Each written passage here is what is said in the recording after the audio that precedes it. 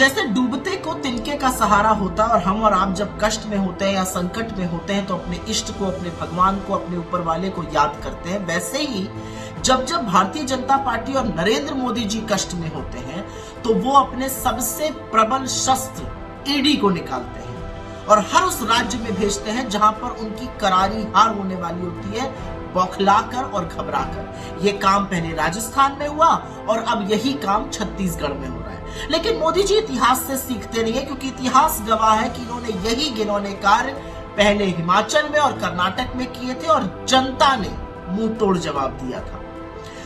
तो क्योंकि महादेव ऐप का एक झुनझुना बजाया जा रहा है, पहले उसके कुछ तथ्य सामने रख देते हैं। महादेव ऐप है, उसके दो प्रमोटर हैं, रवि उप्पल और सौरभ चंद्राकर। दुर्भाग्यवश वो छत्तीसगढ़ के रहने वाले हैं, लेकिन वो रहते दुबई में और ऐप वहां से चला रहे हैं। इस ऐप के अगेंस्ट पहली एफआईआर मार्च 2023 में छत्तीसगढ़ की पुलिस ने करी थी।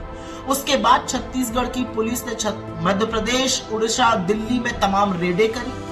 करीब 70 से ज्यादा केस रजिस्टर हुए, 450 लोग गिरफ्तार हुए, 191 लैपटॉप, 860 से ज्यादा मोबाइल फोन, 41 लाख कैश में, 1.5 करोड़ के एसेट, बैंक अकाउंट्स में टोटल मिलाकर पैसा 16 करोड़ सीज किया गया।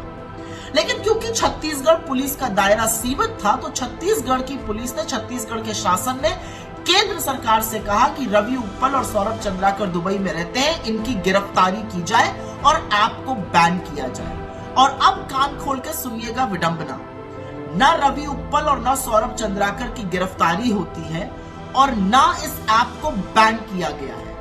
असलियत तो यह है कि नरेंद्र मोदी जी, भारतीय जनता पार्टी की सरकार और निर्मला सीतारमण जी ने मिलकर बेटिंग मतलब जुए को एक धंधा बनाकर रख दिया और 28% जीएसटी वसूला जा रहा है। तो हम क्यों ना ये कहें कि महादेव ऐप से आपको पैसा मिल रहा है, खूब भाजपा के कोष भर रहे हैं, और जो जिस सरकार के एफआईआर पे ईडी का केस हुआ था, जो ईडी का सारा केस है वो छत्तीसगढ़ सरकार की मार्च की एफआईआर पर आधारित है।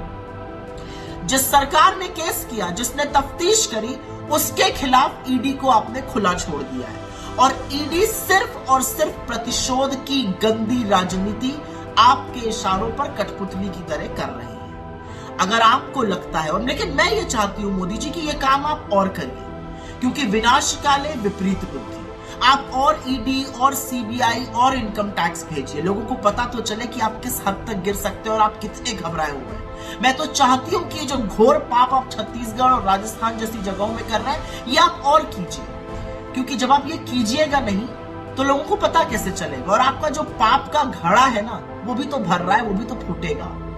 खैर, मुख्यमंत्री भूपेश बघेल के खिलाफ दुष्प्रचार करके, उनके आसपास के लोगों के पे रेड करके, फर्जी केस बनाकर, जबकि एक भी पुख्ता सबूत आपको अभी तक नहीं मिल पाया है, ये ईडी ने खुद स्वीकारा है। और अब एक व्यक्ति को खड़ा कर दीजिए और कुछ भी कहलवा दीजिए उससे मुख्यमंत्री के खिलाफ, और फिर नीचे लिख दीजिए कि नहीं, इसकी अभी जांच होनी बाकी है। सोचिए अगर 10 लोग खड़े होकर ऐसे ही आपके खिलाफ बोलने लगे और उसकी जांच बाकी है लिख दिया जाए।